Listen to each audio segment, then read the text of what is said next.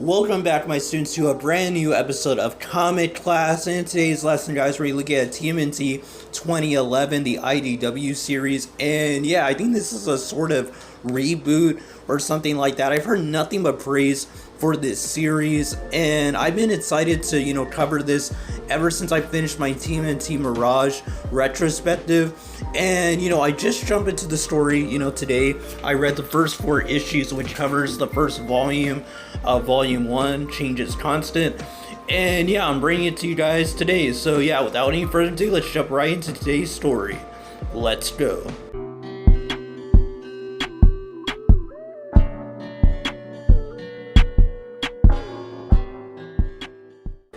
So our story pretty much starts off with Splinter and 3 of the Ninja Turtles, Donatello, Michelangelo, and Leonardo, with Raphael missing at this point. So we also get to see that they're taking on a character called Hobbs, which is a type of cat, a one-eyed cat, a type kickboxer or boxer or something like that.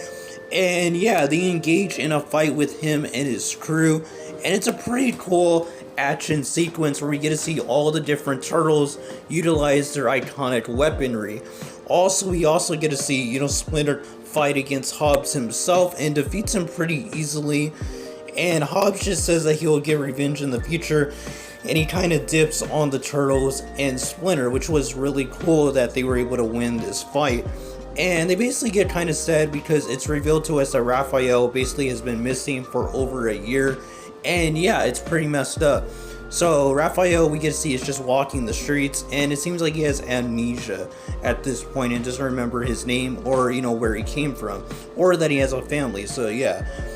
We get these little flashbacks during this first story arc with April O'Neil working under the scientist, and we get the origin of the turtles being type of like lab rats. I mean, Splinter kind of is a lab rat, literally. And it's really cool to see April working with this type of lab to kind of help people. At least that's what it's guising itself as, is a thing to help, I guess, people that are starving or something like that. They're trying to make some type of healthy or food or something of that means. And yeah, we also get introduced to the character of Baxter Stockman, and Baxter Stockman is just an awesome character. I loved him in the original Mirage story, but seeing him, in this IDW run should be pretty cool as well. And I hope that he also gets to use that giant mech suit that he used in the 2003 animated series. It'd be really cool to see that in here, but we'll see when we get there. And yeah, so we get his character, and apparently he's working for a guy called General Crane, which I'm guessing is Crane from the 80s cartoon series. I mean, I am spoiled a little bit because, this has been out for about 10 years, I think. This year will be the 10-year anniversary of this comic. So I do know that there's an arc called the Crane War. So yeah, Crane definitely is in this story. So I'm wondering if this is the same Crane or not, so we'll see. And yeah, so Raphael basically is just wandering the streets, actually eating garbage. He was able to eat like 1 slice of pizza that was thrown out. It's pretty, messed up that this is how he's having to live right now. But yeah, he sees, while he's walking by, a domestic abuse incident where Casey Jones is getting beat up by his father. And his father is just wailing on him, basically beating him to a pulp. And Raphael basically shows up and breaks open their door and challenges Casey's father to a fight. So a fight ensues, and it's pretty cool. Again, action sequence. That's one of the good things about this new, artist. He is very good in his action choreography, and I really enjoy it. Also, the dialogue isn't too heavy. Overall, it's just like a very nice flowing comic. So, Raphael basically defeats Casey's father and knocks him out of the house, which was pretty funny. And Casey's father basically leaves, leaving Casey and Raphael alone to talk to each other and get to know each other a little bit more. Now we get a flashback yet again. Like I said, we're going to be going through flashbacks throughout this story arc, and we get to see that April O'Neil basically was given some type of disc by Splinter. Splinter is actually really smart because he was being experimented on by, I guess, Baxter Stockman and his people. And, he shows intelligence more than a normal rat. So he tries to get this information to April, but these ninjas basically show up and they destroy the disc and actually try to take April's life. But Splinter's able to pull the fire alarm and grants April enough time to defend herself. But not only that, We also get to see that she's able to land a hit on one of the ninjas, and ninjas leave before they have a chance to kill her, so she's able to survive this encounter with these foot ninja, I guess is what they are. And yeah, Splinter basically leaves, and eventually he attacks one of the ninjas that were, capturing the turtles, I guess for some type of experiment, or maybe for the formula that they had, I have no idea. And the canister basically breaks after Splinter attacks, the ninja, and he drops the bag, and the canister breaks and spills all over Splinter and the rest of the turtles. And Hobbs was actually a regular cat that got mutated just like the turtles and Splinter, so this is explained with Hobbs holding, I guess, Raphael in his mouth. So that explains why Raphael is not with the other turtles or Splinter. Now, Michelangelo basically tells Splinter that he feels that their search for Raphael, it's already been over a year and they have nothing to show for it, that it kind of feels like a waste of time. And Splinter and him have a type of talk, saying that Splinter kind of questions him, asking if searching for his brother is actually a waste of his time. And Michelangelo basically says that that's not what he meant, and that everyone is just a little exhausted with having a fight, never-ending fights, it seems, every night to try to find Raphael and finding nothing. So, Splinter says he feels frustrated as well, and he can understand Michelangelo, but at the same time, they need to keep faith and keep working hard to try to find their brother, and they have to believe that they're going to find him. So, basic master, student stuff. And we go back to Casey Jones and Raphael, and Casey goes and gets his iconic hockey mask and tells Raphael that they're going to go out into the city for some fun. And that's exactly what they do. Raphael and Casey Jones go to the city and basically beat up, criminals and bring justice to the local townspeople, basically, the city people. And we get more development of Casey Jones. He explains his backstory of how his mom died, about a year ago, and that he's been taking care of his father as a promise to her. And that's why he doesn't fight back, because he promised her that he wouldn't beat his father up or fight him. And yeah, this is kind of like his life, but he uses, his free time to fight against criminals and bring justice to the city, which brings some type of friendship between Raphael and Casey Jones, which is a really cool spin on their original origin from way back then in the Mirage comics. I really enjoyed this origin for their friendship. It fits as well, which shows the amount of writing that went into this story and making it work and feel like Ninja Turtles still, even though it's a little different in how it spins their origins. Even the Turtles' origins with, the canister and getting mutated is a little bit different, but still, similar enough for us to like it still. And yeah, so the Turtles basically get into a training session, and it's a really cool, action sequence, seeing Donatello, Michelangelo, and Leonardo basically training for their next mission, their next fight. And they basically ask Splinter, what exactly is Hobbs? Why does he hate him so much? And it's revealed to us that Splinter actually, to save Raphael, actually bit down and actually took out one of Hobbs' eyes. And that's why he hates Splinter and the Turtles so much, is they actually took one of his eyes from him. And this is where we also get to see that Splinter escaped with the Turtles, Leonardo, Michelangelo, and Donatello down to the sewer with himself. Not seeing, I guess, that Raphael wasn't there. Now, I'm not sure if he didn't see that Raphael wasn't there, or he really had no choice, because, these footage were about to kill him and the Turtles.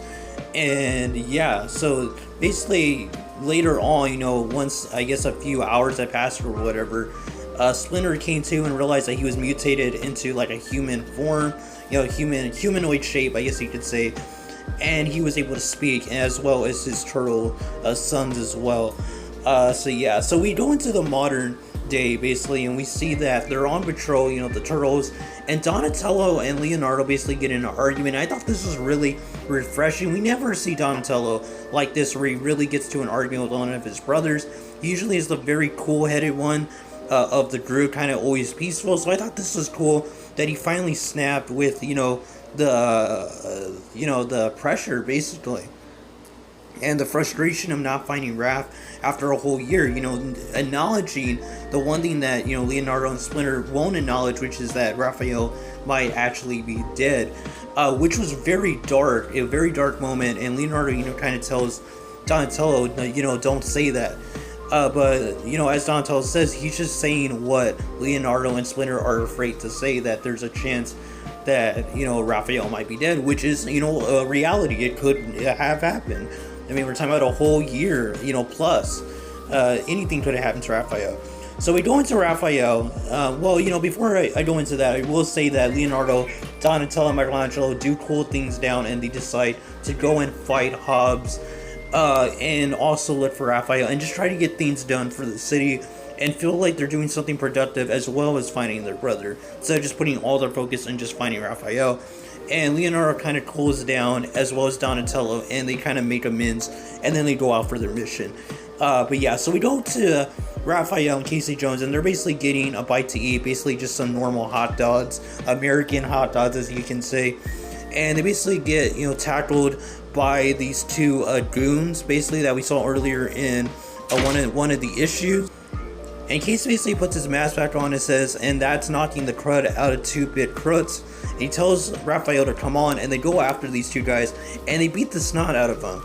And before, they can kind of like gloat in their victory, they get confronted by Hobbs and his gang. So Hobbs is here to take down Raphael and take him to Baxter Stockman and the crew, to, kind of get, I guess, the DNA from them, or the mutagen, I guess, samples from them. I have no idea how exactly it's going to work. But yeah, so we get to see that Raphael basically starts having flashbacks to Hobbs actually having him in his mouth while he was still a normal cat, and Raphael was still a normal turtle. And yeah, it's really cool to see that, Raphael, you get to see his mutation when he became more, humanoid. And they engage in a battle with Hobbs's gang.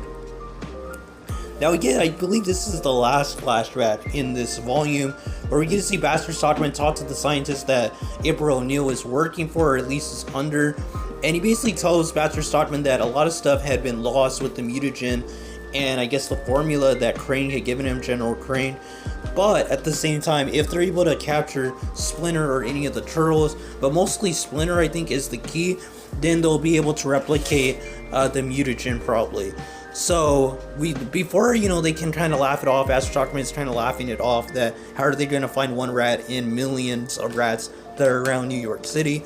Hobbs shows up in his mutated humanoid form and basically tells him that doesn't matter if he brings the rat back alive or dead, showing the start of his vendetta against Splinter and the Turtles. So he's basically working for Baxter Stockman and the scientists and the rest of this crew to basically try to get the mutagen back for General Crane. So we'll see if that expands to future plot lines, which I'm pretty sure it will. But yeah, so the fight continues, and Raphael and Casey Jones are taking a beating, as well as giving out beatings as well. And Casey Jones gets sneak attacked by somebody with a brick, basically, after Casey was surprised when Raph had gotten hit in the shell with a crowbar. And while Raphael is kind of like surprised that Casey went down, he was kind of scared for his life. Haas basically gets a sneak attack, a cheap shot, Raphael, landing him on the ground. He gets a pistol out, a handgun, and basically tells him that he's going to kill him right here and now, that he doesn't care if he said he wasn't going to use guns, he's changed his mind. And this is where the other Ninja Turtles make their appearance, the brothers of Raphael, Michelangelo, Leonardo, and Donatello, and the battle is on. And this is an amazing scene showing each of the turtles fighting off this game to protect their brother and get Raphael back. And it's an amazing scene because Raphael has no idea who these people are. He's still dealing with his amnesia.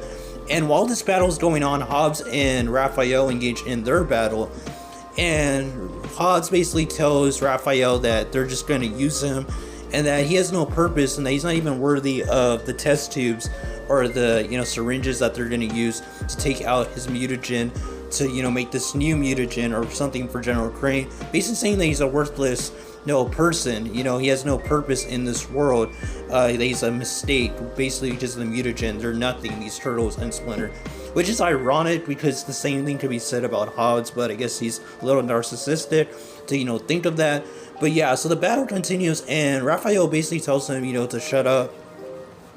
And he starts attacking Hobbs, and he gets the upper hand in their fight. He just starts, punching, and wailing on him, until finally, Leonardo stops Raphael from murdering the dude,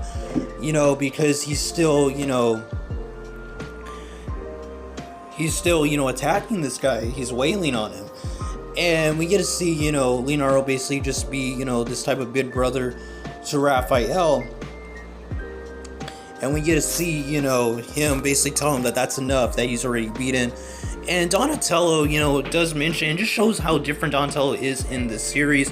Not saying it's a bad thing, it's really interesting how they're taking Donatello's character and saying that maybe they should take out Hods. He's just going to keep doing this again and again, showing that Donatello is not, afraid of killing somebody. He's not, against that. And it's a really cool scene, but, Leonardo basically says that this isn't what they're taught to do and that they're going to listen to Master Splinter, because, they've already disobeyed him by coming here, but they're happy that they got Raphael, so it turned out to be a good thing that they disobeyed him. But yeah, Michelangelo basically says that we got a boat anyways because cops are coming, and they basically tell Raphael that they are indeed his brothers, and Raphael basically smiles, and Casey comes to after getting hit by that brick, and he has this funny joke moment where he says that he must have been hit harder than he thought by that dude, because now he's seeing 4 of yous now, which is, really funny as it gives like that Brooklyn accent, I'm guessing, which I don't think Casey has in any of the animated series. Maybe it's just a, joke line, but it's pretty funny. So the volume ends with Splinter basically meditating. The turtles show back up at their lair, and they basically tell Splinter that they have someone with them. And we have this interaction between Raphael and Splinter, with Splinter having tears in his eyes, happy that, Raphael is back. He basically says, Raphael, welcome home. And they share this, hug, which is interesting because we never really see this with Raphael as a character. He's very hard-headed. And it was a really cool, idea to have this direction for the first arc of the story, having Raphael show this type of emotional moment while, he kind of does still have amnesia. I'm guessing he's slowly getting his memories back, and hopefully in volume 2 everything's back to normal for his character as well as his brothers. I believe they also get their iconic colored bandanas in the next volume, so that's to be interesting because, all of them wearing red is a little annoying, but it's okay for just the first volume. I'm gonna let it slide for this time. And yeah, it was just really interesting to see this side of Raphael right off the bat in this story. And yeah, that was TMNT 2011 Volume 1, Change is Constant. What an amazing first volume, guys. I had heard a lot of great things about this series, but I was not expecting it to, go off as hard as it did with this first volume. All the characters were amazing. All of them were in character. And it just shows that Kevin Eastman, I believe he's helping write this series. I'm not sure if he's writing it or he's helping write it, but it's amazing, and it really is true to all the characters that we know and love. Has a little bit of a twist on the original lore that we all know and love, but it's still Ninja Turtles at the end of the day, and it still feels like Ninja Turtles, which I'm so happy for, and I can't wait to read more of this story. But yeah, one thing I do want to mention for, we in the video is that I do want to praise the direction of Donatello and Raphael's character, and we'll probably get more Leonardo, Michelangelo, and Splinter, April O'Neil, and Casey Jones in the future volumes. But mainly with this volume, they really did well with, Donatello and Raphael, because we got to see these points of their characters that we never hardly see. And I think that's just a thing to tell, like, how this story is going to be playing out, that we're going to see a lot of things that are a little different that we're used to seeing in Ninja Turtles. That doesn't mean that it's a bad thing, and I think it's going to be really interesting. It's going to be very good, and I can't wait to read more volumes of this story. But until the next video, guys, where we look at Volume 2 of TMNT 2011, the IDW series. Hope you guys subscribe so you don't miss that other video when it drops. And be sure to check out my other videos where I cover the Steve Ditko Stan Lee Spider-Man run. Right now, I'm doing that on the channel. I just have a ton of different retrospectives on the channel, guys. And this is the first video you're watching of me. Go check out the rest. I'm sure you won't be disappointed. And be on the lookout for more retrospectives in the future. But until the next video, guys, God bless you. Until the next lesson, keep on reading those comments. I am who I'm meant to be. Over and out again. My future needed clarity, so I could see how you react, how you